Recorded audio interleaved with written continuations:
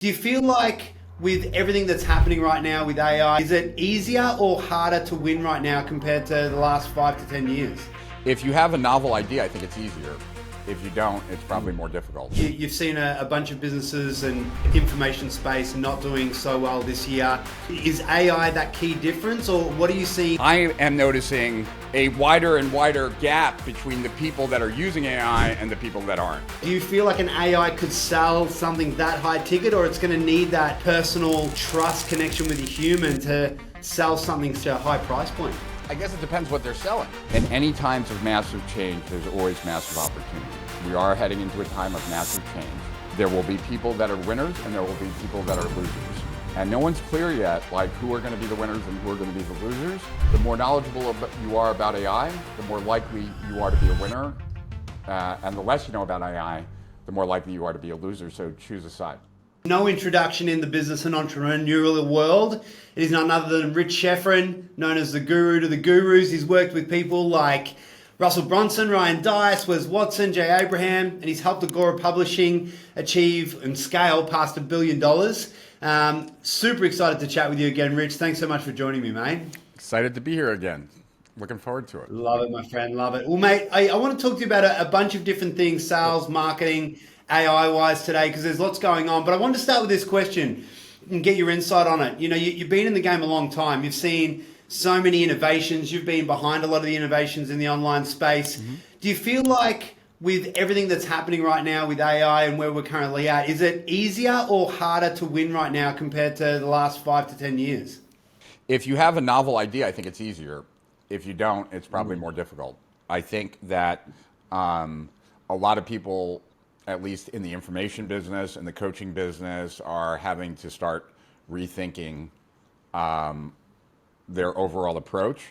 You know, in the beginning, right, like if you're a coach or a consultant, it actually makes your job easier. But pretty quickly it goes beyond that and then makes the prospect's job easier, maybe without you. And so I'm seeing that there are a lot of people out there whose businesses are off from last year, and last year was off from the previous year. Some of that has to do in the information space, you know, in the high-ticket coaching, all those kinds of things. So there are some people that are doing well, myself included, but I'd say the majority are struggling. And then I would say also that if you're really leveraging AI, then things are easier. And what I mean by that is that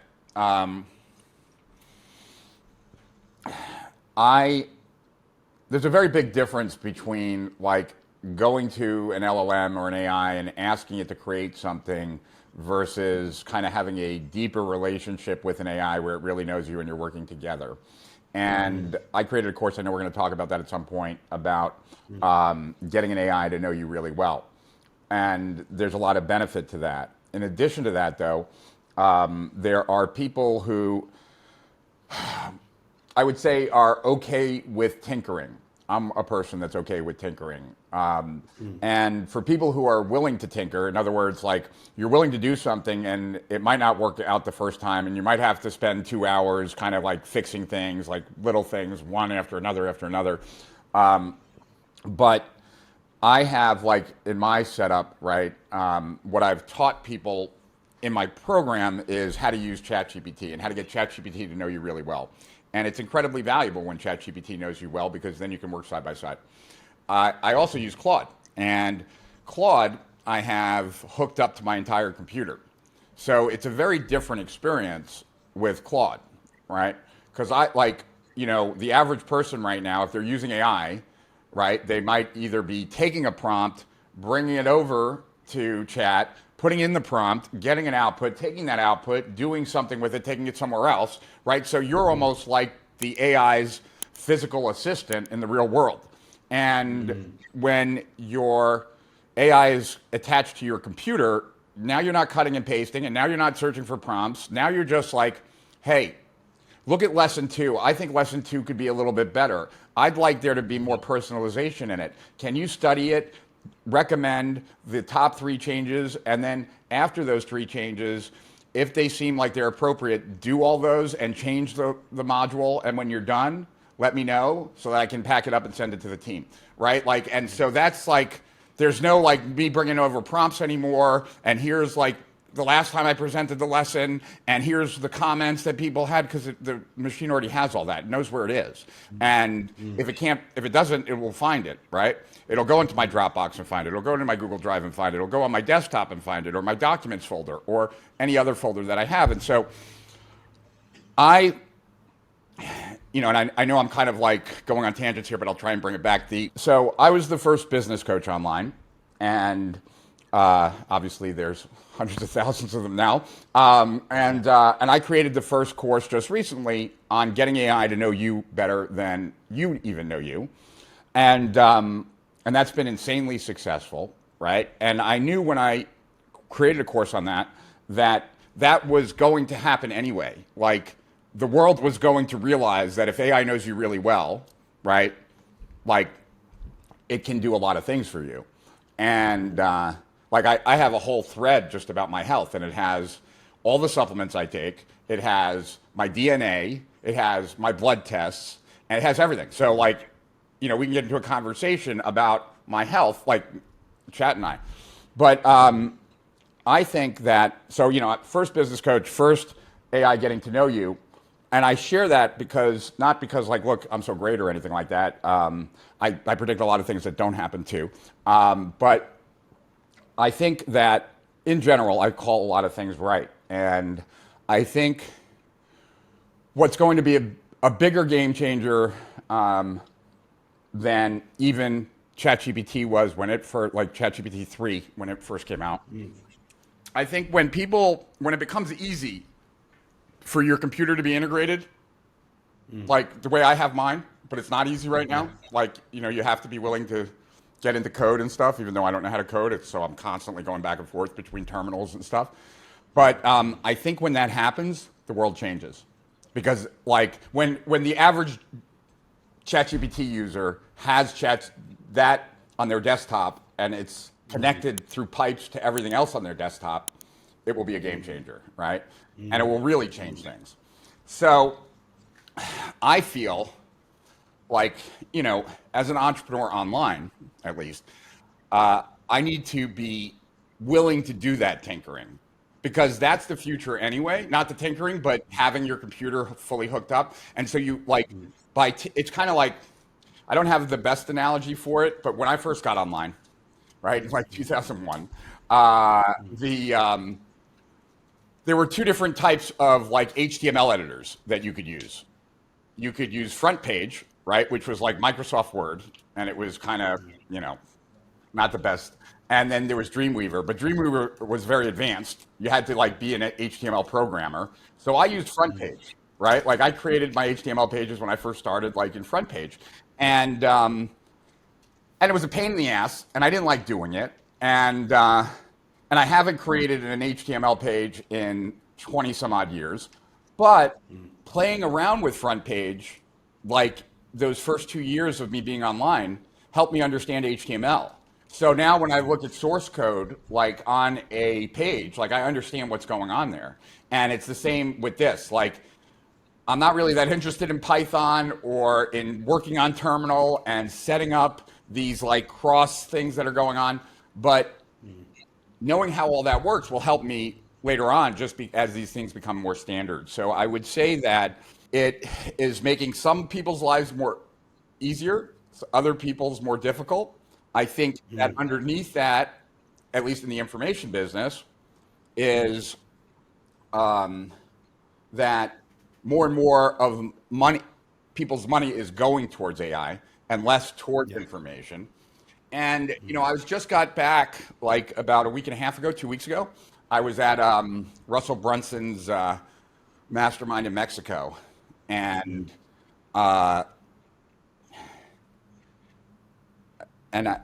was there in Mexico, and I brought this up for a reason. And I shared, like, so I was presenting about Zenith, right? And that's my AI program. And so the title slide was like something along the lines of like, when like getting an AI to know you better than anyone else and how it will like do amazing things, right? That wasn't the title, but it was something to that effect. Then I had a secondary title though that I don't think you're going to like very much, and maybe a lot of people listening aren't. And that is that the I said another title that you could kind of say this is, even though we're not going to really talk about this. So I just put it up and then went right back past it. Is the guy that invented online business coaching is back to end it, and I said, and I didn't say anything more about it in the presentation, but here's the thing, I like my chat GPT, right, really knows more about me than I know about me, right? Like I can ask it any score, like from any profile, right? And it will tell me what it is. It'll tell me what my Myers-Briggs is, what my Colby is, what my Enneagram is, what you name it, my disc, all that. And I've been in couples therapy, like with my girlfriend, and the therapist is like, let's talk about attachment styles. And I'd like you to like read this and tell me what attachment style you are. And I just have my phone, I open it up, I go to chat, what attachment style am I? And it spits out 3 pages and I give it to the therapist. And the therapist is like, holy shit. And and it shows that I'm this kind of attachment style in business. I'm this personally, and it breaks it out and gives examples. And, and she was like, I can't believe that your AI knows that. And I'm like, yeah, it knows everything. And so I'm a big fan of Steve Jobs, right? If AI doesn't know me really well, and I ask ChatGPT, what advice would Steve Jobs have for me? It's going to sound like an encyclopedia, right? Because it doesn't know much about me. It's not really, it knows everything about Steve Jobs. It's read everything that he's ever written, everything he's ever said, every book that's ever been written about him. It knows him really well, but it doesn't know me that well. So it can only give me limited advice. But if it knows me better than I know myself, then it can take Steve Jobs's information and specifically apply it to me. So I don't know. I'm a good coach. I've gotten, been credited with over $15 billion worth of growth for my clients. And having said that, I feel very secure in my own abilities, right? There's no, I'm not insecure about it. Having said that though, even though I'm confident of my own ability to coach and help people succeed online, there's no way in the world that I could know someone as well as AI could know someone. And because it can know that person so much better, it can make much better suggestions that will resonate much better for them than I could ever do, right? There have been many times with AI where I've been using it, right? Which were the seeds that, led me to eventually develop a program where it would tell me something about myself that I'd heard before but didn't fully understand. I was at a transformation workshop once and there were 15 people in the room and the leader was talking to me at that moment in time, right? And he was saying how much of a control freak I am and that I'm the most controlling person in the entire room. And I was like, I so don't see that. And he's like, that's only because you've organized your life in a way where it doesn't appear that way, but you do much more than these people. And these people seem very controlling to me. And I'm like, I don't micromanage. I tend to abdicate responsibility. I don't see it, right? But then ChatGPT says the same thing, that I'm a controlling person. And I'm like, now I have a chance to really kind of get at it and understand what they mean, right? And it starts rattling off examples. I write, I keep a journal. I've been keeping a journal for 30 years, right? I write my weight at the top every day, right? It thought that was controlling. I'm like, well, I was fat once. I don't want to be fat again. And the easiest way is to just stay on top of my weight, right? I will share stuff on stage that appears like I'm being very vulnerable, right? Yet chat will say that I'm being very strategic about it. I never share anything that I'm struggling with right now. I only share stuff I've struggled with in the past, which is not real vulnerability. I'm trying to control the situation, right? And it just gave me example after example after example. And I was like, oh, okay, now I understand what that person was trying to tell me 15 years ago, right? And so it's just pretty amazing. And so I would say that To sum it all up, those who are using AI well right now have an advantage. Those who don't have a disadvantage. Those people who have figured out a way to take whatever it is they do and integrate some AI component into it are probably doing better than those that aren't. Um, it's like if you're a trainer, like if I was a trainer, I would definitely want to start integrating with at least like Aura, Whoop, start being involved in people's lives a little bit more based on how well they're sleeping, what's their HRV, those kinds of things. So, yeah, tell me where you want to go because I could just keep talking. Yeah. No, I mean, super interesting. And so, to your point about you've seen a bunch of businesses and in the information space not doing so well this year, as opposed to someone like you or a few others that are excelling. Like, is AI that key difference, or what are you seeing that is the bottleneck for the majority? I think so because it is really hard to. I think for a lot of consumers right now in the B2B kind of business type space, to invest lots of money in things that have no AI involved in it. You know what I mean? And there are so many things that AI can just teach you on its own. And so I think I'm a pretty smart person, right? Like there are many things that had prior to AI, if you asked me, could you learn this? Maybe, maybe not, right? Like at this point with AI, I feel like I could learn anything, right? Like even the most advanced concepts, it could walk me through very slowly so that my brain could get it, right?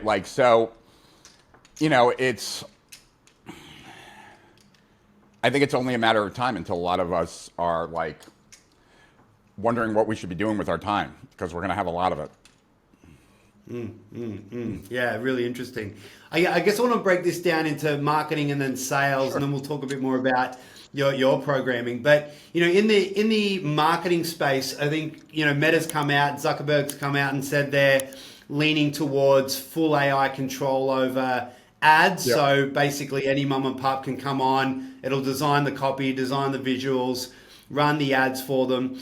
And there's a bit of a shift in targeting as well. I'm seeing across Meta and some of the ad platforms, really, I guess, eliminating the specificity that we can do manually to target the right audience. Yep.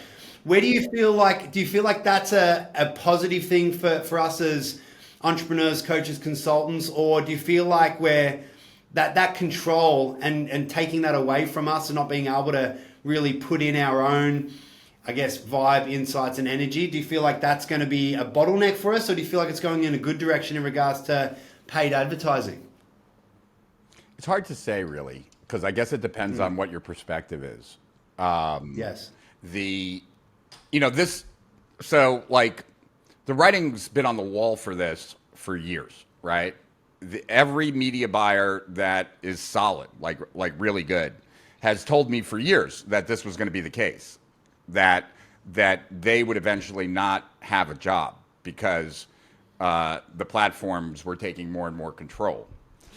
Is that a good thing or a bad thing? It kind of depends, right? Because what that eliminates is the ability for someone to learn a specific strategy and leverage that specific strategy and then have an advantage for some period of time. If you're the type of person that generally finds those advantages, and there are not a lot of people that do, but there are people, then it's certainly, you're losing a lot by not having that, right? But I would say that the majority of advertisers don't know those things, and so they're actually at a disadvantage. They're actually paying more for traffic than someone who knows the little tricks and tactics. And because it's a bid system, the fact that you're ignorant, you pay a price. You pay more and you actually suffer because of it. Now that's going to be eliminated, right? And so it will be a fairer system for everyone, I think. And, I could also see the argument that that's a bad thing for scrappy entrepreneurs. But on the other hand, I have a counterpoint to that too. And the counterpoint is that you don't want everything in your life to be capable of optimization, because then you get spread insanely thin. Do you know what I mean? Like, if is that really where you should be spending your time on a competitive advantage? Do you know what I mean? And if no one has the advantage there, well, then everyone just has to abandon that, and then it's one less thing on your plate, right? Like, and there's certainly, most entrepreneurs have way too much on their plate. So, it's, some people are losing an advantage, but in the grand scheme of things, like, I would assume like 95% of advertisers will be better off because of it. Yeah, it's interesting. And so, with that shift taking place, and I guess it being fairer and easier to run ads like that, do you feel like there's going to be an advantage potentially pivoting to some of the more old school ways of marketing organically, etc., to get attention differently or get an edge? Like, I guess, No, as an entrepreneur and a high backwards. performer. I think it's going to go forwards. I think that, Yeah. like, it all depends on privacy laws and stuff like that. But, I heard about this like a year and a half ago or 2 years ago. I haven't seen many examples of it, but I know it exists, and I have close friends that I trust and respect, who have shared stuff with me. Liquid funnels, right? That are AI based, that are pulling data about the person as they're entering into your funnel, so that the pages are dynamic and the messaging is specific to that person. This can be done now. Like, it's not that much of a leap. And so I would imagine there are going to be new clever ways to get attention and to increasing personalization. But I also think that we're just in for some major disruption, like insanely so. Like, and we're getting close. Like, agents are getting better, AI is getting better. AI keeps beating humanity in one thing after another thing after another thing, like head to head. So it's a crazy time. And I feel very fortunate personally as an entrepreneur that I'm involved in AI in some way, because if I wasn't, I feel like the world would be passing me by right now. Not wrong. We've got to get ahead of it. There's no doubt about it. But it takes time. Yes, right? It takes time. It takes a willingness to sit and do stuff that sometimes goes nowhere. Do you know what I mean? It's like, it can be very rewarding and it can be very frustrating, right? Absolutely. I mean, everyone's just feeling their way through it right now, and like you said, it's a learning process. But you're not wrong. It's like quite easy if you're dedicated to learning it. And the rate of change is mind blowing. The way it's improving is insane. Yeah. And I've seen that in regards to the sales side of things as well. So in regards to the way I help grow businesses, and we help grow sales teams and do input setters and closers, and do the sales training as well as the marketing.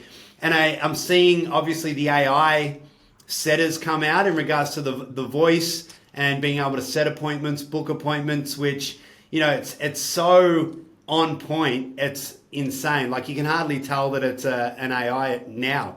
It's just rapidly growing. So I guess my question, before I ask you a little bit more about the sales stuff, but in regards to the AI bots being able to now almost seamlessly book appointments, do you see that wiping out or obviously really affecting the sales industry space? And I guess my second question to that is, the high ticket sales space, if you're selling something $20,000 to $50,000, I don't know, I'm still unsure. Do you feel like an AI could sell something that high ticket, or it's going to need that personal trust connection with a human to sell something at such a high price point?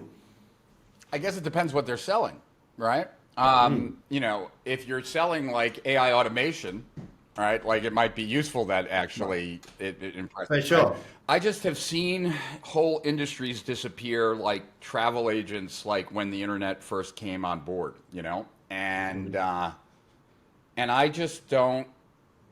I'd rather have a robot operate on me than a human. There aren't really many things that I would prefer a human over a robot. I mean, obviously, as a companion, I'd prefer human, but other than that, um, like there's not much else that actually I a robot could cut my hair just as well as a human. Like there's not really so my thought is that yeah, it's probably going to but most people aren't going to be answering their phone. Their AI is going to be answering their phone. It's going to be two AIs talking to each other, right? Like I just think that the world is going to it's like I first started presenting on AI back in like 2017, 18. First time I presented on it was at Todd Brown's event, Marketing Funnel Automation, because I had my first AI company a bunch of years ago.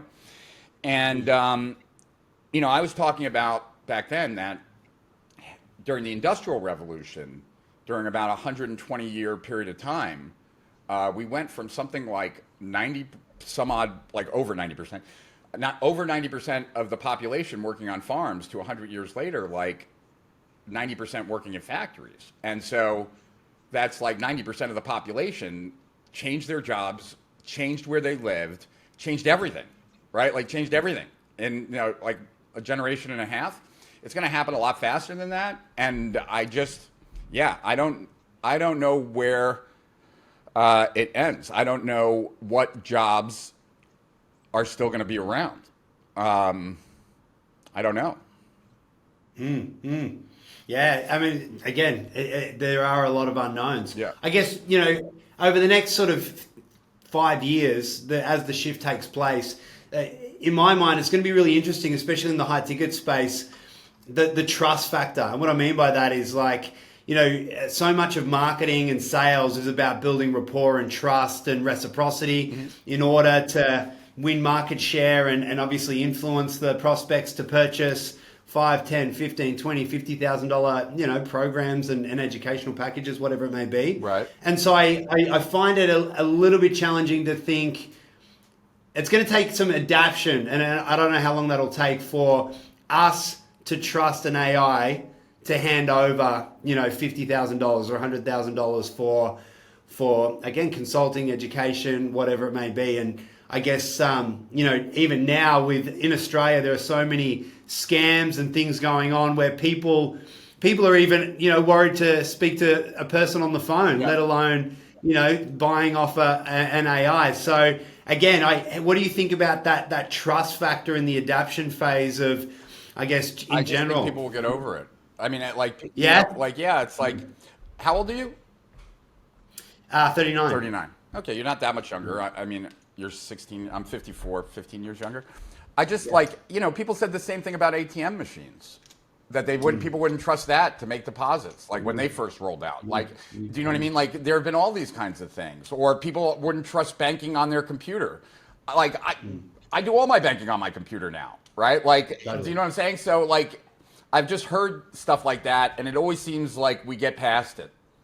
And and so I don't think there's really anything that's going to stop it. I think, there might be some people that slow it down. It's like when I sell my program, right, and I do a webinar on it, I'd say about 60%, 70% of the time, someone on the webinar asks about privacy, right? And, I tell people, look, when you're using ChatGPT, you can certainly turn off, like, don't use my results to improve the model, and then they won't be pulling your info. But if you, and ChatGPT makes their money on subscriptions, unlike Google and Facebook, where you're the product, right? So ChatGPT has a much higher desire to keep your private information private because they're not getting paid to use your data. They're getting paid by you to use their system. So that's different. But if you think you have privacy online, you don't. And, there's I did a Steal Our Winners a couple of months ago with this one company, Simple Check. And Simple Check will give you 4 pieces of information for every lead that you have: their credit score, how much they have open on all their credit cards right now, how much is their reported income to the IRS, so the real number, their credit score, something else. And and people can go to simplecheck.com, do demo, type in their email and their cell phone, and it will text them back that information. So, and that's just 4 points of data. Like, there's another company, Fanbasis, that'll charge businesses $3 or $4 a lead and give you 400 points of data. And what most people don't understand is like, if you understand what programmatic advertising is, or like that there's something called retargeting, how is that done? It's done because if you want to have a server attached to like Google and be able to advertise on the Google system through your own server, you have to respond to 500,000 requests a second, 500,000 requests a second. And every request is, we have this unique identifier as a person, right? So it's already broadcasting out to the world. We have this person on this page, what's your bid, right? And you have to respond. Well, it's broadcasting out to the world. This unique ID is on this page about this. There are many people. My business back in 2017 had a graph, right, that had everyone in the United States' unique ID that reversed back, and then you know exactly what people are surfing online. There is no privacy online. People who, like, if you really want to have privacy, don't get online. Like, that's it. Like, you can't have an email account with Google, you can't have a Facebook account, you can't have an X account, you can't have a YouTube account, you can't have any of those, because as soon as you do, your privacy is quickly being decimated. So, you know, I don't know. I don't know if most people realize that, how long it will take people to get over that, but that's just the reality. And yeah, so I think, yeah, privacy is an illusion. I think that there really is nothing that's going to stop this from happening. We're in an arms race already. We're at the exponential part of the curve. Like, the amount that's happening on a daily basis is pretty insane. And I'm just excited that I'm doing what I'm doing right now, because I believe really that, like, this might be the last hurrah. Like, you know, like, we've got, I don't know, a year, 2 years, 3 years, but like, and then like AI is going to be everywhere doing everything, and I don't know what we're going to be doing. Yeah, really interesting. I mean, with that said, mate, like, if you were, like, you lost everything, as an example, you had to rebuild a 7-figure consulting business today from the ground up, what would you do? What would you do differently compared to what you've done in the past? Like, what would be the first 3 moves you'd make? Geez, if I lost everything and I had to restart, I mean, I'd obviously use AI for a lot, and I would, I'd probably leverage a lot of deep research. I don't think entrepreneurs make enough use of that, and and I'd try and spot I would use AI to spot an opportunity that fit in my wheelhouse. Maybe in the past, I would have had to have done a lot of thinking and a lot of like exploring to kind of figure that out. Whereas I think now what I would do is I'd get an AI system up and running that knew me really well. I would then have it generate for me deep research prompts to help me find, because it would know like what I'm good at, what I'm not. So it could craft the prompts for me to then put it in deep research to then find holes or pockets where I might be able to do something. Or companies or businesses that I might be able to do a JV with, because, you know, if I'm starting from scratch, probably I'm going to want to do a joint venture or something to leverage assets that other people have that I no longer have, to be able to get them a win but get me a win too, and do it in a way where, you know, it's kind of like when I first started, right? When I first started, I did a bunch of stuff on my own, but what really got me known was bringing Jay Abraham online, doing a bunch of projects with people that had more clout than me. I was willing to do most of the legwork, split the profits, so that's why they were willing to do it with me. And I got the benefit of being associated with them until my name became as known, right? So whether I go down that road or I went down a road of just because they have an asset base that we could leverage, I'd definitely be going down that road. And you know, I don't think it would be that difficult. You know, it's like, I just, the other day, I haven't even looked at it yet, but because I don't think people use enough deep research, myself included, right? I just did a deep research prompt that I haven't looked at the results yet because I've just been swamped, but asking Gemini and Claude, both of them, I had them both do deep research on the best deep research prompts for entrepreneurs that they should be doing on a consistent basis. Like, not the common, like, plan a trip for me, but real beneficial for business deep prompts, deep research prompts, like what has been done, what are the best ones out there, what are like, et cetera. And, it's like you have an army of PhDs waiting for just to be told where to go and what to find. And everyone has them at their disposal at this point. And whether you're using them or not, like, if you're not, you should be thinking about, well, geez, like, this is actually, there's got to be some advantages we can find through research.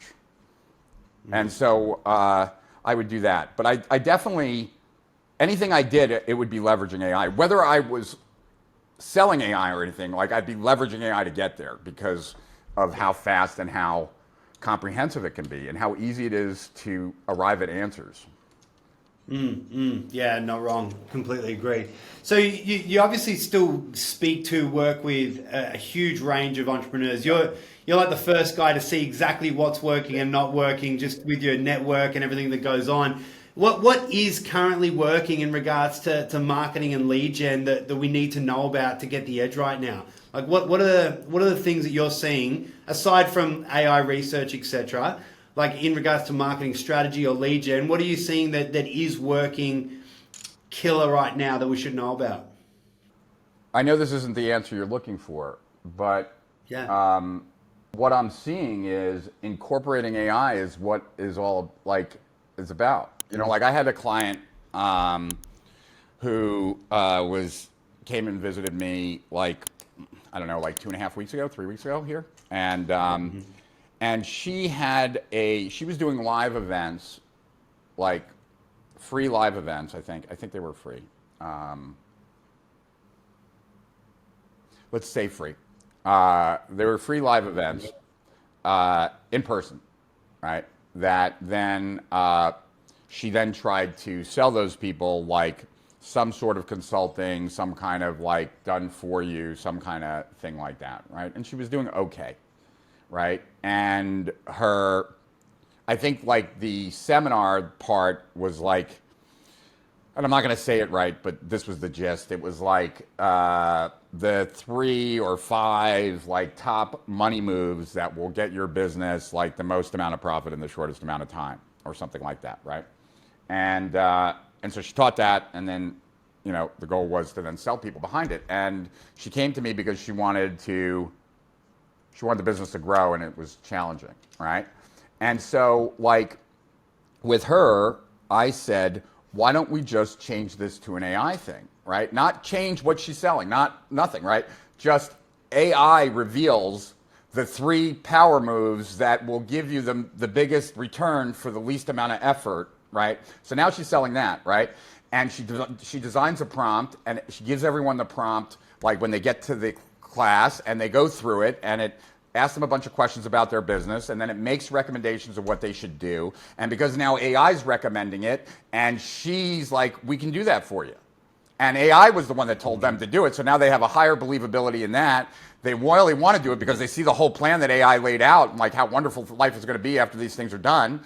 And then like she's there to close the person. So she didn't move to selling AI, right? But what she did was leverage AI, because like it's one thing to say, well, identify the highest leverage points in your business. It's another thing to say AI is going to like identify the leverage points in your business. It's actually a little bit more believable that AI could figure it out faster than a human could.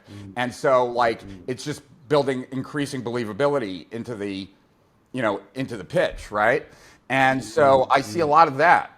And I certainly see that like our front ends that have AI in it do better. When I did a program with Jay Abraham like 2 years ago, where Jay and I just wanted to see, like when ChatGPT first kind of rolled out, like could we design a whole campaign website with AI just by like meeting with 5 different AI experts over the course of a week and having them do it all through prompting. And so we did that.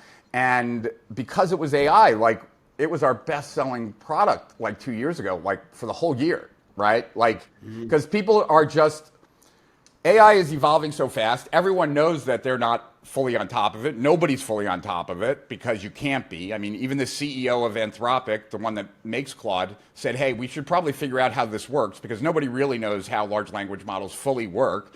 And it's like, we better figure out how these work before they get smarter than us. Because no one really knows. So everyone feels a little bit behind.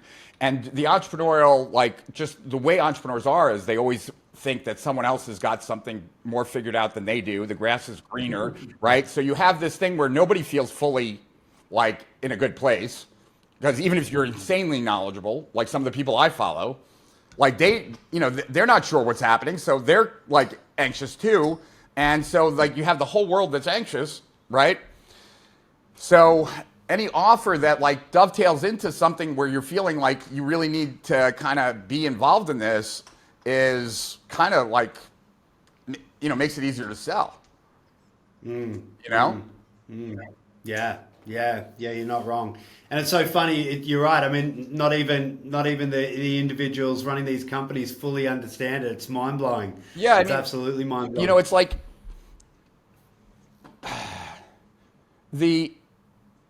for fitness, right? Like,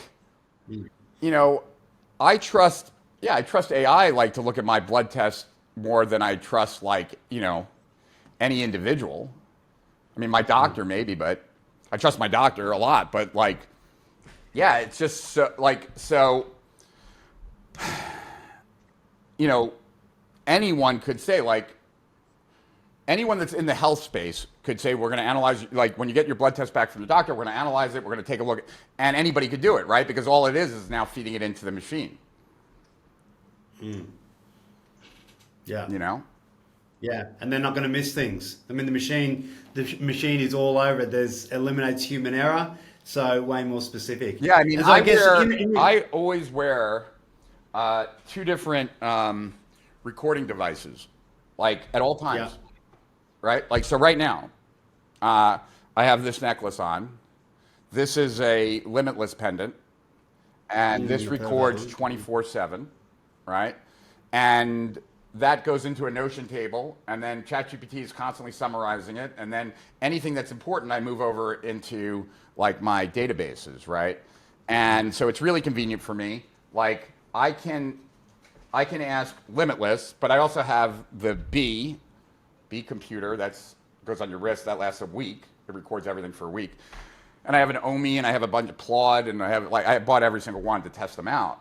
And so like with this one, right, I can come in the morning and say, tell me everything that I promised yesterday or committed to, right? And it'll just go through all my conversations and all the promises I made to all the different people. Or like, tell me all the commitments that were made to me yesterday, right? Or analyze the conversations that I had with my girlfriend.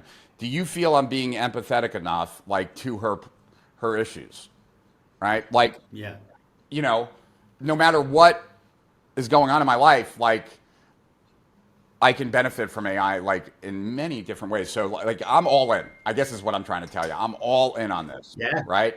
And totally. because I just see how powerful it is. And it's and I kid you not,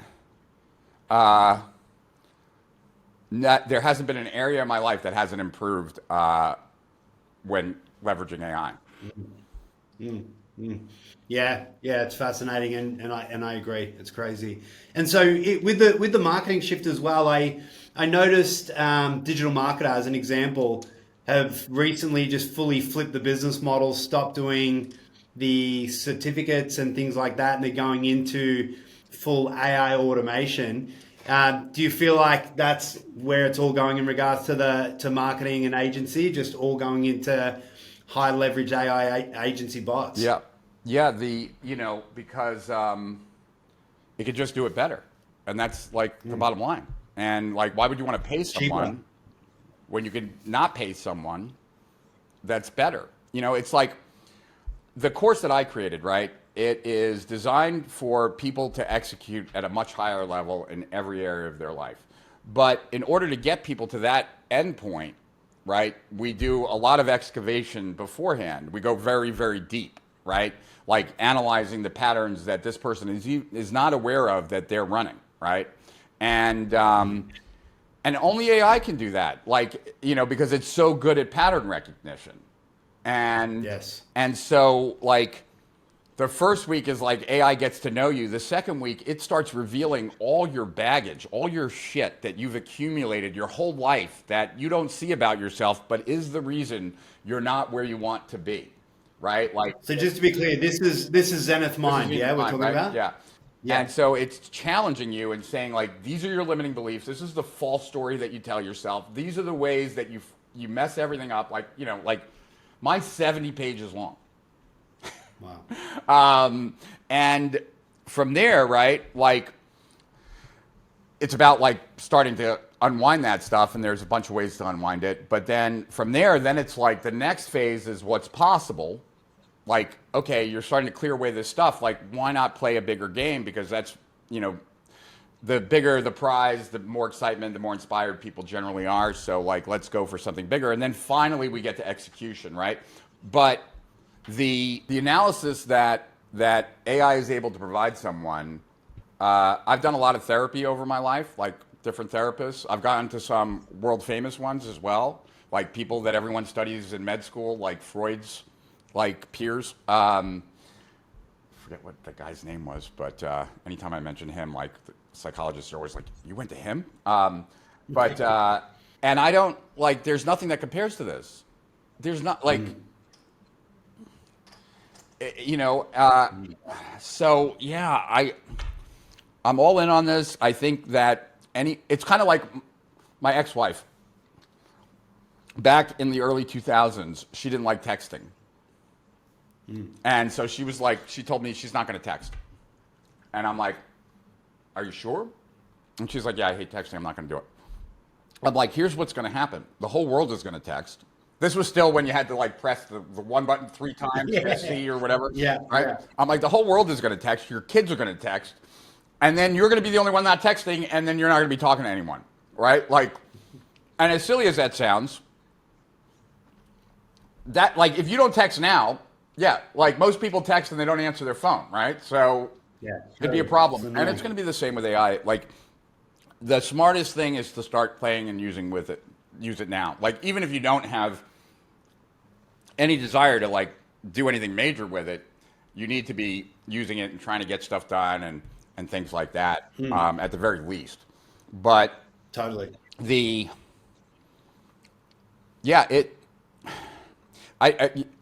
There's not an area where you can't use AI to do something better than what you currently do by yourself.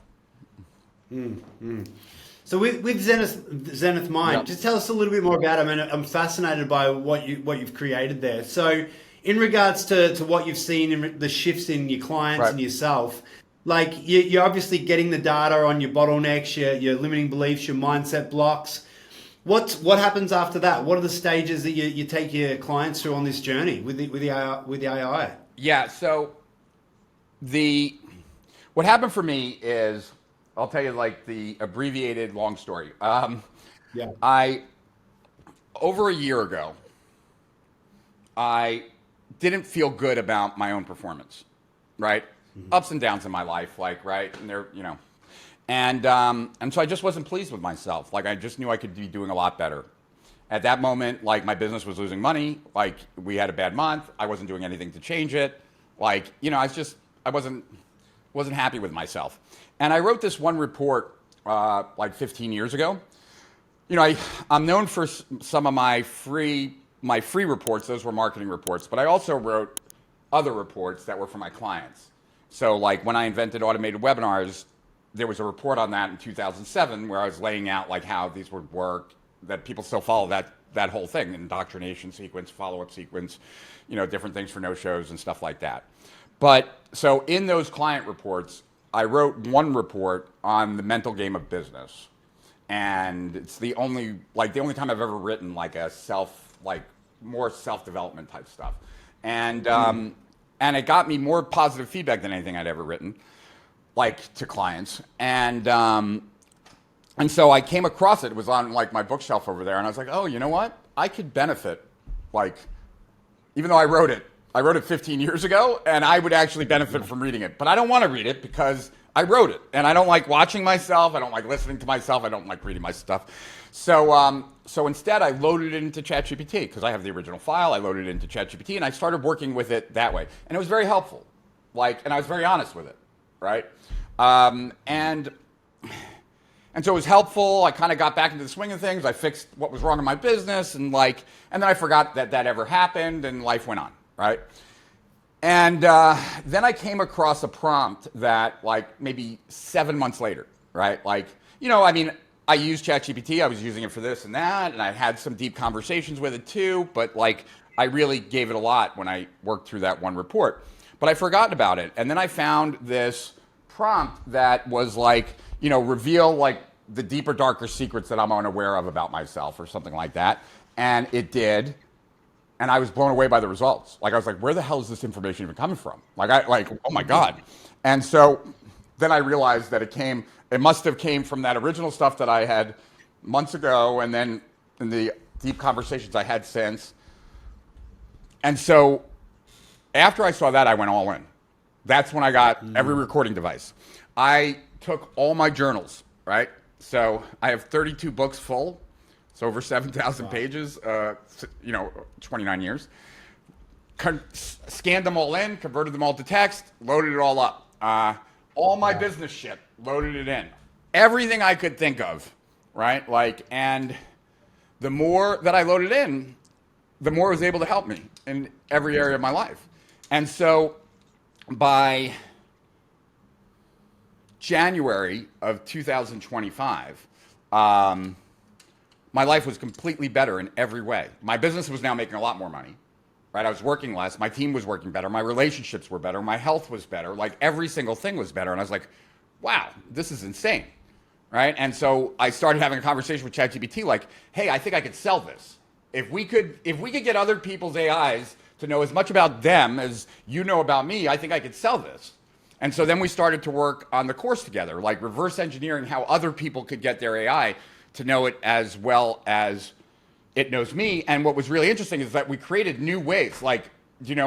We created these daily prompts that when you load it in, it then asks you 25 multiple choice questions, one after another. And every 5 answers, it will tell you some insights about yourself and start predicting your Kolbe score, your Enneagram score, your Myers-Briggs, and give you its percentage of certainty. And at the end of each day, it'll give you this score of how well the AI knows you. It's called the Zenith Mirror Score. And you do that, for several days, and then you get your Zenith Mirror Score above an 80. And what that means, when it's above an 80, is that it's guessing how you're going to answer those multiple choice questions before you answer them, right? And you have a score of 80 when it's getting 90% of your answers right. When it's predicting and it's not sharing the prediction with you, but that's what the score is based on. And then, so that's when it gets to know you, right? And then from there, then I take them on a journey that kind of blows their mind, right? So first week is that, they're loading in the data. At the end of the week, there's something called the God prompt. That's the first thing of here's some of your issues, right?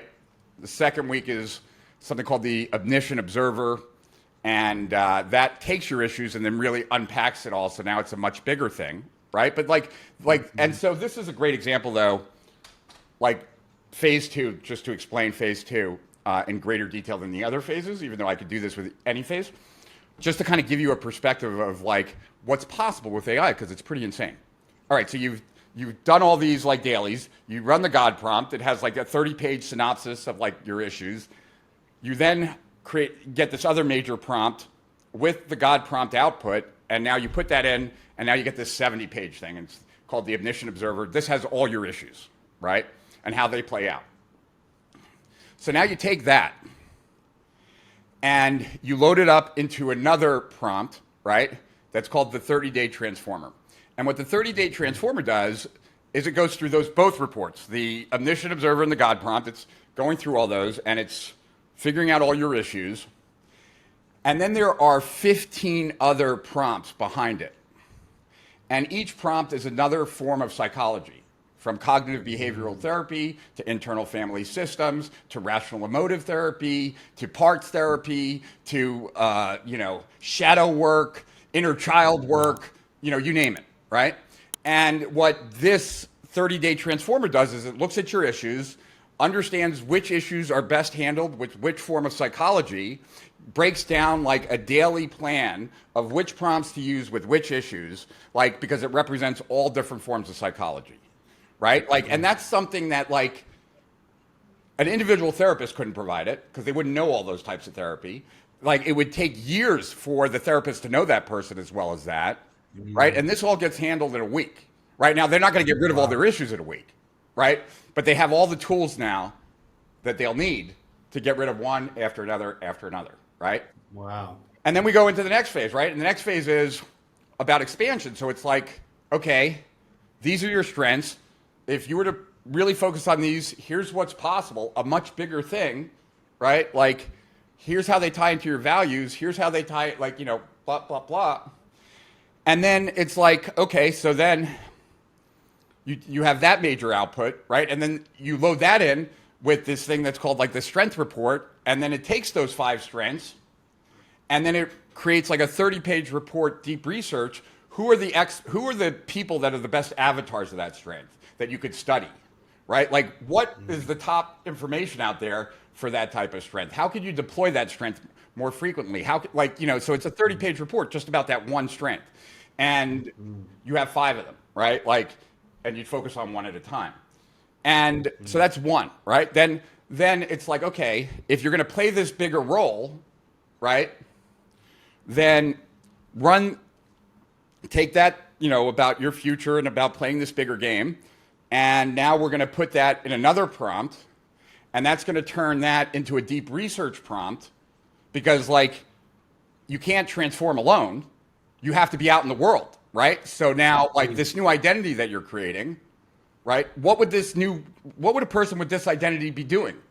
And let's find everything in that person's local area that is that, right? So now like I have a 40-page report of all the activities that are in Delray Beach, like my surrounding area here, of where of a TEDx event that I could speak at different types of marketing meetups that happen in my area that I never knew about, right? Like certain gyms that I might want to try, certain places that I could hang out and do work in that people of my type hang out at, right? Like, so like it's amazing what like there's, and I could just keep talking about this program, right?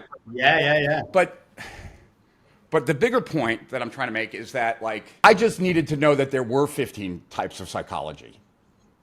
That's all, right? Like I'm like, I used to have hypnosis clinics. I've studied a lot, like so I'm very familiar with some of these areas, right? But not a real expert. I'm like I know the surface really well. I know like what exists. But yet like no one person could do what I just explained, right?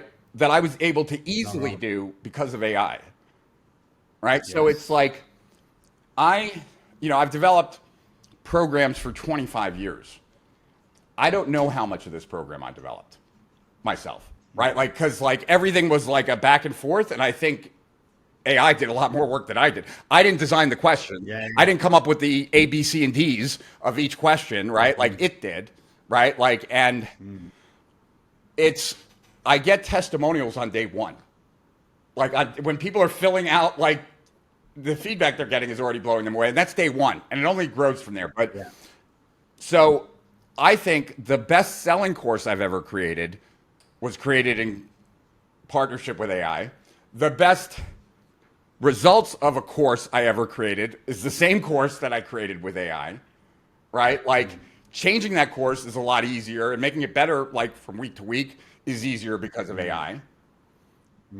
And yeah, like maybe I made 10% of this course, maybe I made 30%. I don't really know how much do you know, like, because it was going backwards. I was just like, let's get other people to this point, And and that's why I'm so convinced of this. That like, and I feel kind of bad that I'm not like sharing anything that is that new for people, but I guess what I'm trying to do is just kind of affirm what they've been hearing and that they really need to get on it because Yeah. I am noticing a wider and wider gap between the people that are using AI and the people that aren't. For sure. And every single person like around me, like my friends, my peers, that were making fun of me like 6 months ago or 7 months ago because like, is Rich cheating on Kim with AI? Like, is he spending all of his time with AI? Like, every single one of them now is like, how do you do that? And like, they're not Yeah. laughing anymore. Like, do you know? And they all want to have now their AI to know them really well because they see what like it's capable of doing. So I just, if you're in business in any way, shape, or form, you have to figure out a way that you integrate with Yeah. AI because Yeah. the people that are Yeah. not are going to be the first to be displaced. And I just Mm, think that mm. like you need to make your business AI friendly and if you can leverage AI in that business, you should because it gives you an advantage and that advantage is only going to grow. Yeah. I think I got one more question because I know we've only got an hour today, mate, and you're under the pump. And I think you already know the answer to this based off our conversation. But what's your last bit of advice for all the viewers? And I'm not AI, but I think I can predict what you're going to say.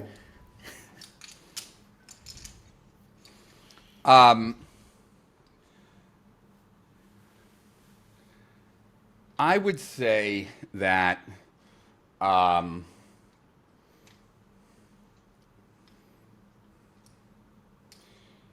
people are talking about the next evolution in like AI, right? Is like from prompting to context, right? Like, and context is really about giving the AI more information, right? Which in a way is what I've been doing all along, like trying to get it to know as much as possible about me. And I did it with chat because chat GPT, OpenAI is the only AI that really has really good cross conversation memory. No one else has it. Now, Yeah. with an MCP like attached to Claude, you can create a knowledge graph and databases, and then it will have even better memory, but out of the box. And I would say that, okay, depending on where the person's at, if the person is not that knowledgeable about AI, they need to become a little bit more knowledgeable about AI. And the easiest place to do that is probably YouTube. Like, there are lots of great AI creators. And so I get a lot of my information from YouTube. Now, I had this really bad habit of being like, I go to YouTube, I see the AI videos I should watch, but I also see the UFC videos that I want to watch and the news that I want to watch. And so generally, UFC and news and all the wasting time things win, right? So what I started doing, recognizing that I'm not consuming what I really need to be consuming, is I got an app called Recall, which is just a really good app for saving videos, like on YouTube, that it'll immediately summarize it and give you a transcript of it. So it's on my phone, but it's also on my desktop, And then from Recall, I can pull it into Obsidian. So I just recently moved everything from Evernote into Obsidian because Obsidian interacts with AI and Evernote doesn't. And I want to have all my data like so that Claude or ChatGPT can just go grab my notes on something without me having to find it, load it, all that kind of stuff. So I'd say, like, if you don't know much about AI, you probably should, and you should probably start using it, and you should watch some videos and collect some prompts and stuff like that. If you're already doing that, then I would say it's time to kind of advance up. And I would say that if you're a pretty good user of AI, like ChatGPT and Claude, or Gemini or any of these things, then I would say the next step is to probably use Claude, because it's probably the easiest to use, with an app called Docker Desktop. And Docker Desktop automatically integrates into Claude and gives it an MCP so that then it can go through your computer, it can go through a lot of different stuff. It can hook up with 11 Labs, it can do all kinds of things. And that should really be the next thing that someone does, right? Because that's the next step to then starting to use agents. I mean, you could use agents without it, but like the agents aren't going to be that powerful. When agents have access to everything of yours, like it becomes a total game changer. So I would say wherever you are on the continuum of AI, you want to keep progressing forward, and with the understanding that everything is moving towards that, right? Like on the fitness side, right? Like I wear the Whoop, and I have my Aura ring, and I have my Apple Watch, right? Like Aura just updated their system so that now they have a glucose monitor and food monitoring. So now it has like a pretty 360 degree of your life, right? It has how well you're sleeping, how well you're exercising, what you're eating, like how much blood sugar is in your blood, right? Like we're starting to get more comprehensive understanding. And so, yeah, I would say learn more about AI, figure out how to get AI integrated into your business.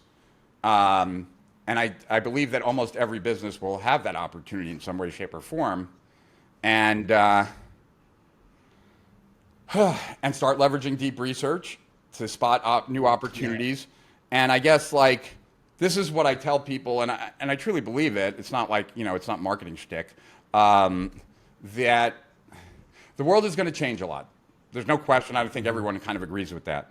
I think that in the throes of change, there will be opportunities, right? Like there always are.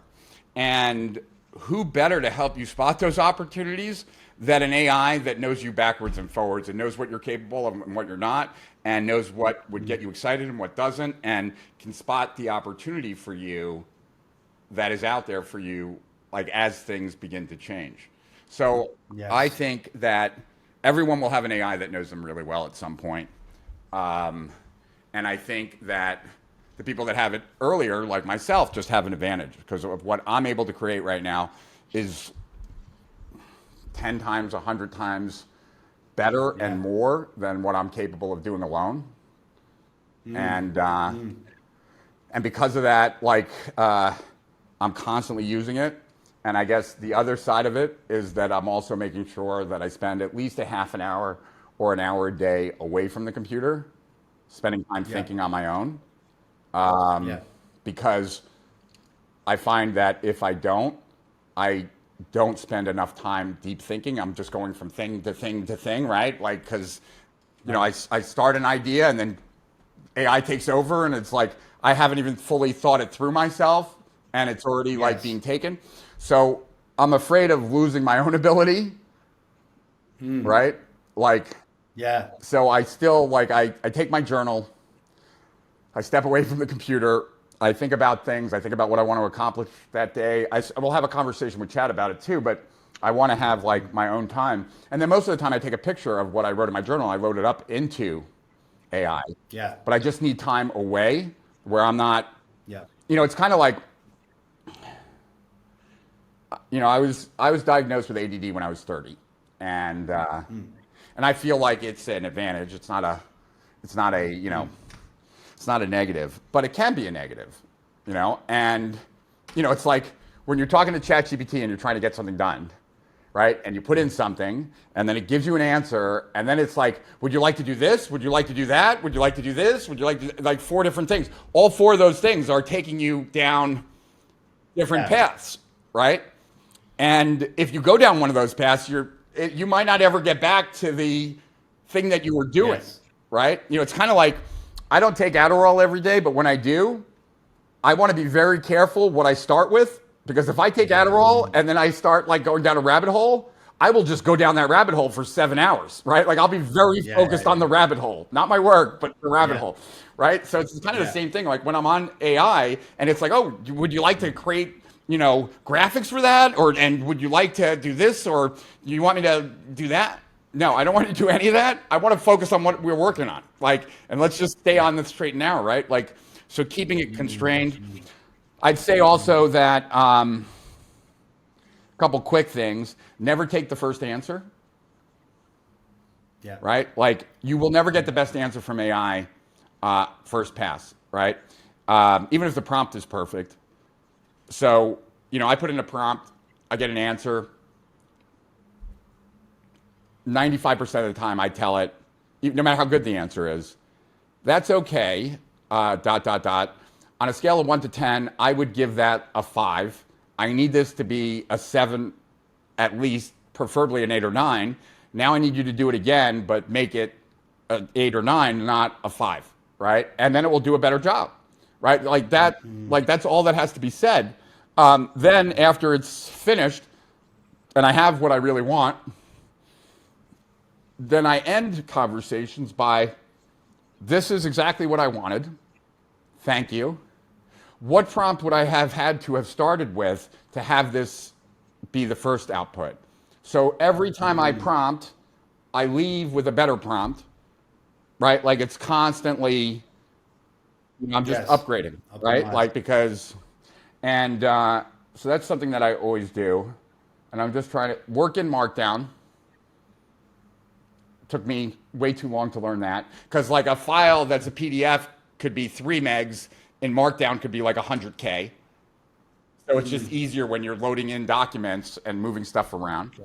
And I guess I'll end with these 2 things. And then, feel free to ask me anything. But I think I'm well-rounded. I don't mean that in an egotistical way. I went to college. I studied philosophy. I've just been around the block. I've known a lot of people. I've done a lot of things. I've spent a semester at Harvard. I've just done a lot, right? And there's a different type of knowledge that you need to have with AI. And I think it's like being well-rounded. Like, you need to know what an expert knows, not what's underneath it, like the real knowledge, but like conceptually, what do they know? Because if you know that, you can leverage it.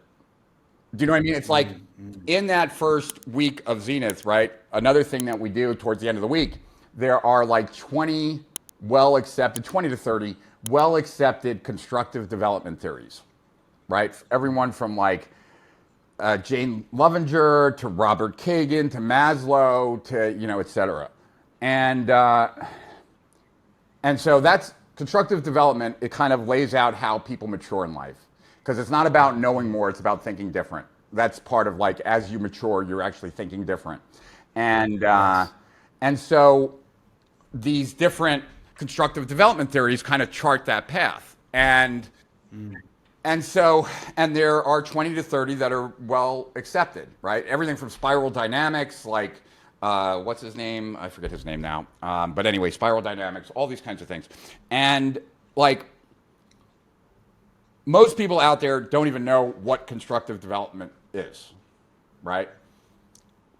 They've never heard of it. They don't even know what it's about, right? Like, I know what it's about.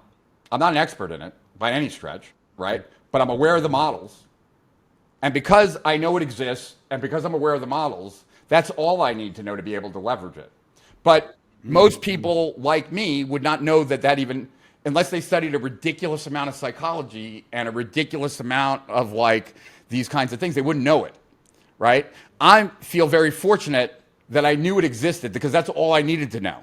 Because then I can have a conversation about constructive development theories. What are the most accepted models? How can we leverage that for the students?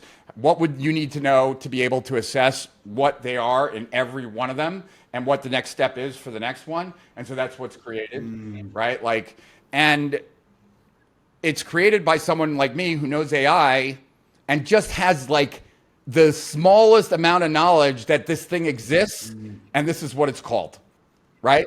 Yes. But most people don't even know that. Yeah. So there's this like general knowledge of like, and I would say that like, what are the concepts in the fields most closest to you?